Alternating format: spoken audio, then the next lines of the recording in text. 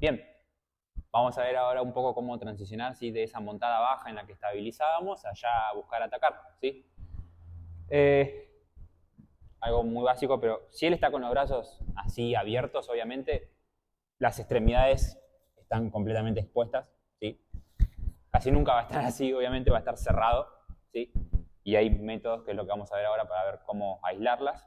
Pero si por alguna razón yo no puedo y él está muy fuerte de brazos y demás, al él estar tan cerradito, es muy fácil quizás también moverlo de los hombros. Entonces también puedo jugar con eso. Fíjense que si él está súper abierto, es muy fácil atacar las extremidades, pero también los hombros están muy clavados en el suelo y buscar la espalda es algo más complicado. En cambio, acá se invierten los roles. Es difícil atacar las extremidades, pero también es fácil exponer la espalda. Bien, la mayoría de las veces nos vamos a encontrar con esto, claramente, ¿sí? Entonces vamos a ir dos brazos a uno, a la altura de la muñeca, siempre la del brazo que está por encima, que va a ser más fácil de aislar. Voy a tratar de aislarlo contra el suelo. Siempre con toda mi cadera hago el movimiento. No es solo fuerza de brazos. Si él es más fuerte que yo, va a ser muy difícil haciendo esto que yo lo lleve, ¿sí? Entonces, con todo mi cuerpo, inclino para acá, ¿sí? Y ahora puedo abrazar la cabeza y sujetar el brazo para después laburar acá, ¿sí?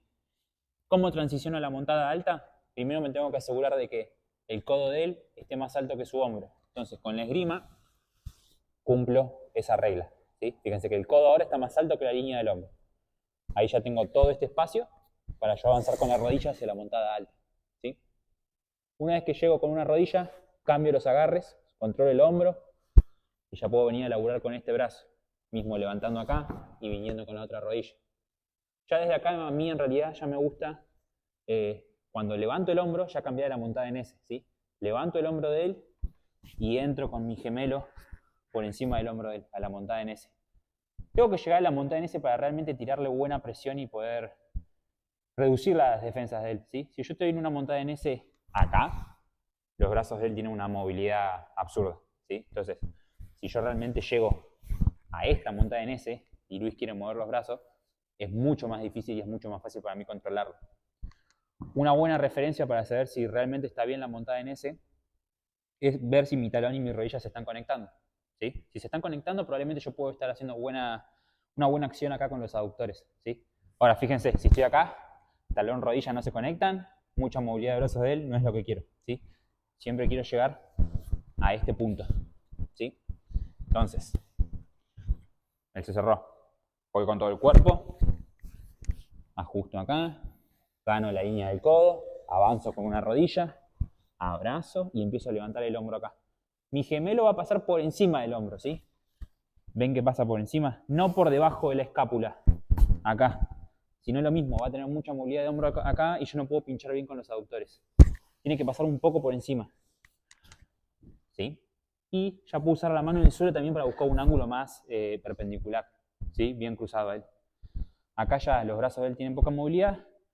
Y antes de quizás tirarme a lo loco a la llave de brazo, una de las mejores opciones es conseguir aislar el brazo con el que él se va a defender, ¿sí? Entonces puedo como abrazar y esconderlo. Sobre todo si él acá se defiende con el mataleón, ¿sí? Yo voy a empezar a querer atacar este brazo, pero él se está defendiendo. Entonces puedo venir al brazo secundario y esconderlo en mi axila, cerrando bien el codo, y ahí ya me queda este brazo completamente libre y yo puedo atacar tranquilo, ¿sí? Me lo separo a mi pecho, e incluso no es necesario tirarme, sino simplemente me inclino un poco para aliviar el peso de mi pierna izquierda y poder pasarla. Y ahí ya puedo apoyar la mano en el suelo y ahí sí tirar un poco de palanca con la cadera y finalizar. Entonces, llegué acá, él se defiende, ¿sí? Entonces busco aislar el brazo, me separo el otro brazo que estoy atacando, me inclino un poco para aliviar el peso de la pierna y poder manipularla. Y ahí ya puedo hacer buena presión, ¿sí? O incluso tirarme y finalizar con la llave de brazo clásica. Si te gusta este contenido, no olvides de dejar tu comentario y suscribirte para más videos.